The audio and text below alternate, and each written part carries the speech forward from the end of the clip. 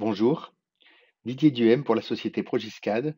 Je vais vous parler aujourd'hui des nouvelles fonctionnalités de la release 2023 d'ADCAD, en particulier du module ferraillage. La principale nouveauté réside dans un nouveau concept.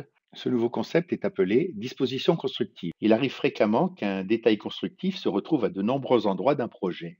Sur les releases précédentes, la notion de groupe pouvait être utilisée, mais plus le groupe devenait important, plus le temps de mise à jour s'allongeait.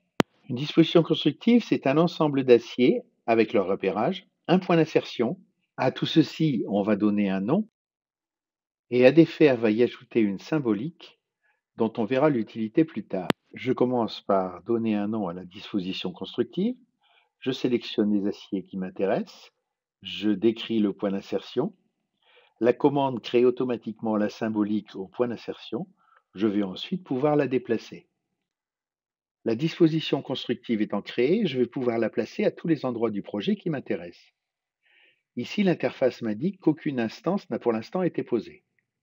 Je vais d'abord la poser aux 3 endroits pour lesquels elle n'a pas besoin d'être tournée.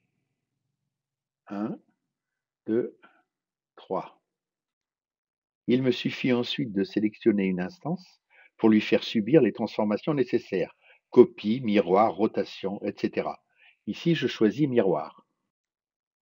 L'instance qui vient d'être miroitée peut à son tour être copiée pour que je puisse la poser là où elle est nécessaire.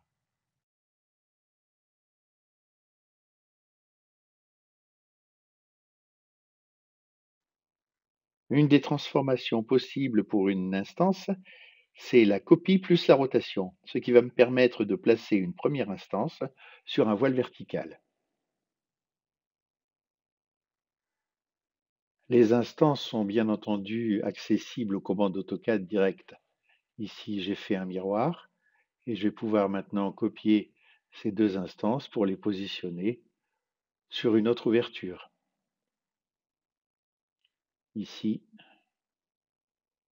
et là.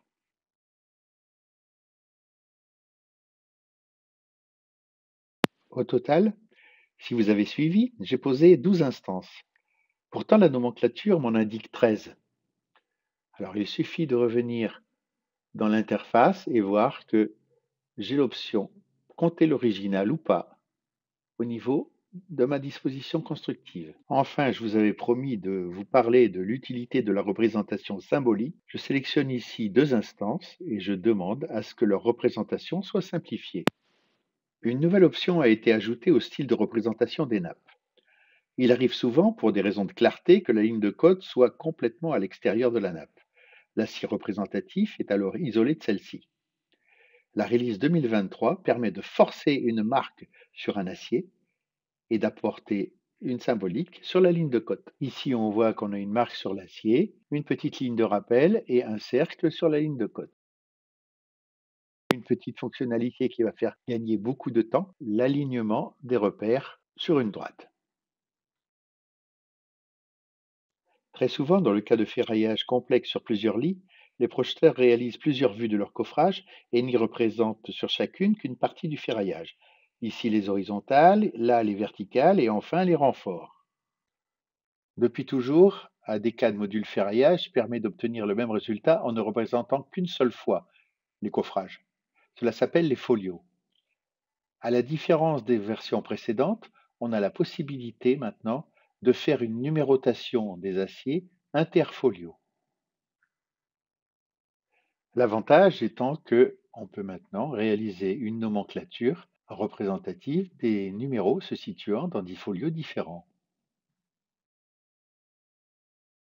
Autre nouveauté concernant les folios, la possibilité est d'afficher en estompé le contenu d'un autre folio.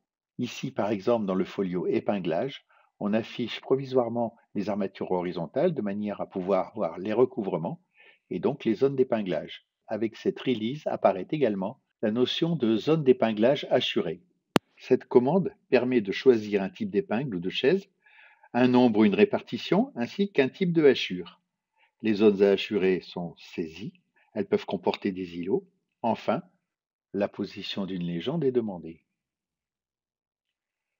Sur ce deuxième exemple, les armatures sont les mêmes, ce sont les mêmes épingles, par contre, l'espacement est différent. on va choisir donc un autre type de hachure.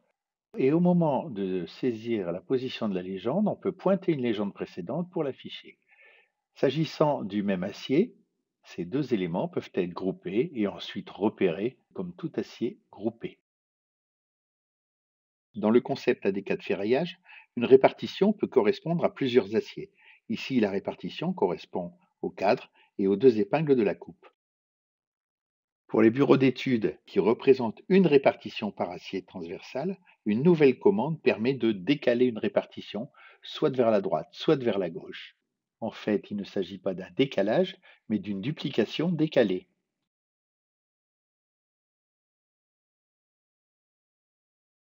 Que dire encore de cette nouvelle version, si ce n'est la possibilité d'avoir un masque sur les libellés des éléments manufacturés?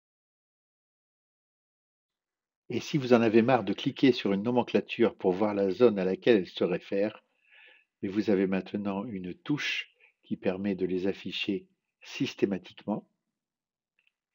Et si la couleur ne vous plaît pas, vous avez même la possibilité d'aller la régler. Je remercie les bureaux d'études qui ont bien voulu m'autoriser à utiliser leur projet pour ma présentation et je vous remercie de votre attention.